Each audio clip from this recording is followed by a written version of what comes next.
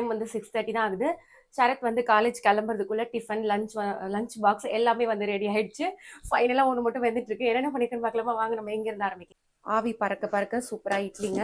அதுக்கு வந்து பாத்தீங்கன்னா காராமணி போட்டு சூப்பரான குருமா, காராமணி கறின்னு கூட சொல்லிக்கலாம். அதுக்கப்புறம் பாத்தீங்கன்னா இந்த பக்கம் கேப்சிகம் பாத் வந்து பண்ணியிருக்கேன். இது ரெசிபி எடுத்தாச்சு. லஞ்ச் பாக்ஸ்க்கு சூப்பரா இருக்கும். அடுத்த ஷார்ட்ஸ்ல அப்லோட் பண்றேன். நம்ம ஆல்ரெடி செஞ்சோம் இல்லையா, ட்ரை ஃப்ரூட்ஸ்ல பண்ண லட்டு. அதுக்கப்புறம் பாத்தீங்கன்னா நட்ஸ் இருக்கு, பசங்க கொஞ்சம் கொஞ்சம் சாப்பிடுவாங்க இல்லையா, அதெல்லாம் முன்னாடியே எடுத்து வச்சாச்சு.